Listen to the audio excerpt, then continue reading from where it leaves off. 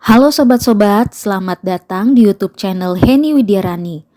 Kali ini aku akan mengajak kalian mendengarkan kisah horor di balik tirai pesantren yang berjudul Terjebak dalam Pondok Angker.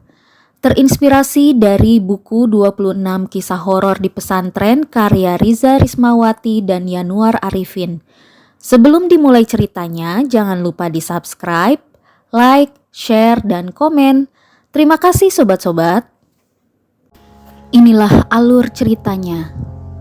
Di tengah malam yang sunyi, angin berbisik di antara pepohonan, membawa aroma lembab dari tanah yang sudah lama tidak terjamah. Di pinggir desa berdiri sebuah bangunan tua, sebuah pondok pesantren yang kini telah terbengkalai. Dulu pondok pesantren ini adalah tempat belajar para santri. Namun sebuah peristiwa tragis beberapa tahun lalu mengubah segalanya. Konon seorang santri bernama Saiful ditemukan tewas di sumur tua yang ada di halaman belakang pondok. Tubuhnya mengambang dengan mata terbelalak dan mulut terbuka lebar, seolah-olah melihat sesuatu yang sangat menakutkan. Sejak saat itu cerita tentang arwah Saiful yang gentayangan mulai beredar, membuat pondok tersebut ditinggalkan oleh para penghuninya.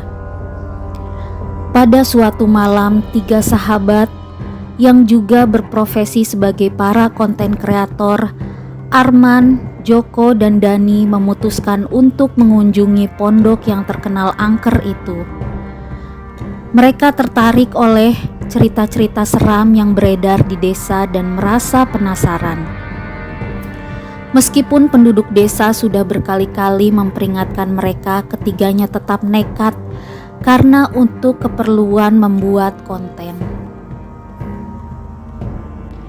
Tidak ada yang perlu ditakuti, semua itu cuma cerita buat nakut-nakutin anak kecil, kata Arman berusaha menguatkan hati teman-temannya. Kita hanya akan berada di sana sebentar, mengambil beberapa foto dan video, setelah itu kembali sebelum tengah malam. Mereka berangkat tepat setelah azan Isya membawa senter dan kamera. Ketika mereka sampai di gerbang pondok, suasana terasa begitu mencekam. Pintu gerbang berderit pelan saat mereka membukanya, seperti menyambut kedatangan mereka dengan keengganan. "Astaga, lihat itu!" bisik Joko. Matanya tertuju pada bangunan utama pondok. Cahaya bulan memantulkan bayangan menyeramkan pada dinding yang retak dan berlumut. Jendela-jendela tanpa kaca tampak seperti mata kosong yang mengintip kegelapan malam.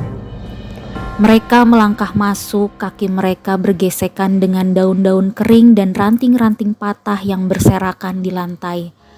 Setiap langkah mereka menimbulkan gema di dalam gedung yang kosong, membuat suasana semakin menegangkan.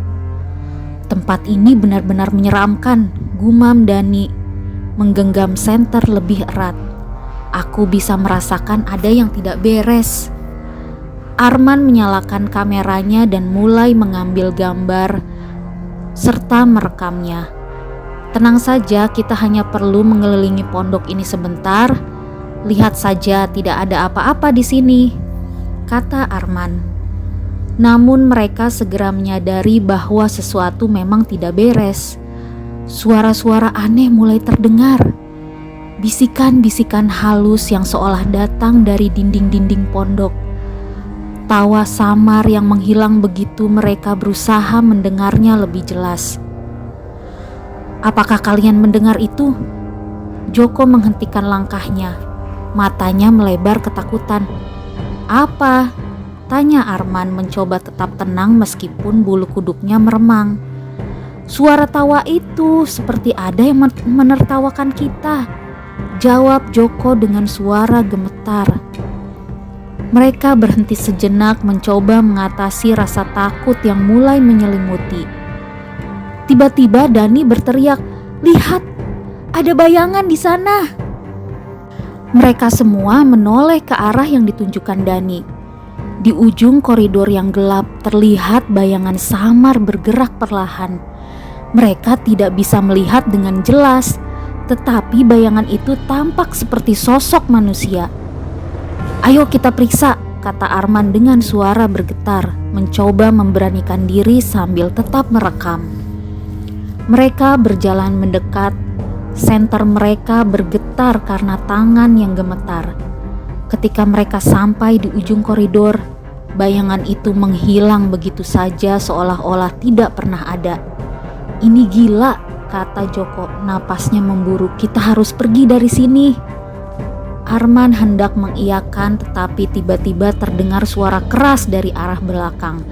Mereka berbalik dan melihat sebuah pintu yang terbuka perlahan memperlihatkan ruangan kelas yang penuh debu. "Ada apa di sana?" tanya Dani penasaran. Tanpa menunggu jawaban, Arman melangkah masuk ke dalam ruangan.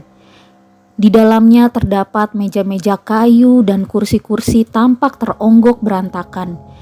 Di sudut ruangan papan tulis yang masih ada coretan kapur seolah-olah baru saja digunakan. "Mungkin kita bisa mencari petunjuk di sini," kata Arman mengarahkan kamera di sekitar ruangan. Namun seketika itu juga suara langkah kaki terdengar dari atas. Langkah kaki itu terdengar jelas, seolah-olah ada seseorang yang sedang berjalan di lantai atas. Mereka saling berpandangan, takut dan bingung. "Siapa di atas sana?" bisik Joko. Suaranya hampir tak terdengar. "Kita harus periksa," kata Arman meskipun jelas dia juga ketakutan. Mereka berjalan menaiki tangga yang menuju ke lantai atas. Langkah mereka semakin hati-hati, takut memicu suara apapun. Di lantai atas suasana lebih mencekam. Lampu-lampu senter dan lampu kamera mereka hanya mampu menerangi sebagian kecil dari kegelapan yang pekat. Tiba-tiba Dani berteriak lagi, "Lihat, bayangan itu lagi!" Di ujung koridor mereka melihat sosok yang sama. Kali ini bayangan itu tampak lebih jelas, memperlihatkan sosok seorang santri dengan wajah pucat dan mata yang kosong. Bayangan itu menatap mereka dengan tajam sebelum menghilang di balik pintu. Arman, Joko, dan Dani saling berpandangan. Tubuh mereka gemetar. "Kita harus keluar dari sini sekarang juga," seru Joko panik. Mereka berlari turun dan memutuskan menghentikan aktivitas perekaman. Tidak peduli lagi dengan suara bising yang mereka buat. Namun ketika mereka sampai di pintu keluar, pintu itu tertutup rapat. Mereka mencoba membukanya tetapi seolah ada kekuatan tak terlihat yang menahan pintu tersebut. "Ini tidak mungkin, kita terjebak," teriak Dani mencoba menahan air mata. Suara tawa kembali terdengar, kali ini lebih dekat dan lebih jelas. Mereka berbalik dan melihat sosok bayangan itu berdiri di tengah ruangan, menatap mereka dengan senyum menyeramkan. Arman merasakan keringat dingin mengalir di punggungnya. "Apa yang kau inginkan dari kami?" tanyanya dengan suara yang nyaris tidak terdengar. Bayangan itu tidak menjawab, hanya menatap mereka dengan tatapan kosong. Tiba-tiba suara bisikan mulai memenuhi ruangan, suara yang tidak mereka mengerti tetapi membuat mereka semakin takut. "Kita harus melakukan sesuatu," kata Joko mencoba berpikir jernih. "Ayo kita coba jendela," usul Dani. Mereka berlari ke arah jendela tetapi jendela-jendela itu juga tidak bisa dibuka, seolah-olah sudah tertutup rapat selama bertahun-tahun. Mereka terperangkap di dalam pondok yang angker itu tanpa jalan keluar. "Aku tidak mau mati di sini," bisik Joko hampir menyerah.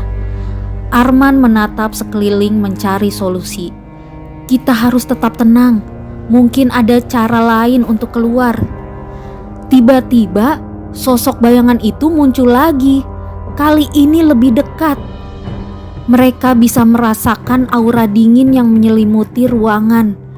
Bayangan itu mulai bergerak mendekati mereka perlahan tetapi pasti. "Ayo kita coba lagi di pintu," kata Dani berusaha tetap optimis.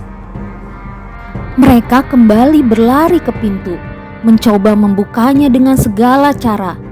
Tiba-tiba pintu itu terbuka dengan sendirinya, membuat mereka terjatuh keluar. Mereka kemudian berlari keluar tanpa menoleh ke belakang, merasakan ketakutan dan lega sekaligus. Saat mereka sampai di luar, suara tawa masih terdengar samar-samar seolah-olah mengejek mereka. Mereka tidak berhenti berlari hingga mencapai rumah penduduk desa. Ketika mereka menoleh ke arah pondok, bayangan itu sudah menghilang. Tetapi mereka tahu bahwa pengalaman malam itu akan selamanya membekas di ingatan mereka. Sejak saat itu mereka tidak pernah lagi mendekati pondok terbengkalai itu. Cerita tentang arwah gentayangan di pesantren tua itu semakin menyebar dan tidak ada yang berani mendekatinya lagi. Tempat itu tetap kosong dan sunyi, menjadi saksi bisu dari peristiwa-peristiwa mengerikan yang terjadi di dalamnya.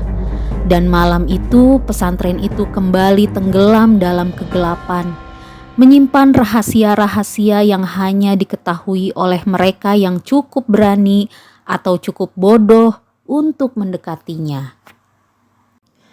Demikian kisah horor tentang terjebak dalam pondok angker. Semoga dapat merasakan sensasi pengalaman yang tersaji di cerita ini. Terima kasih sudah mendengarkan kisah horor dari aku. Sampai ketemu lagi di kisah-kisah horor lainnya. Bye-bye.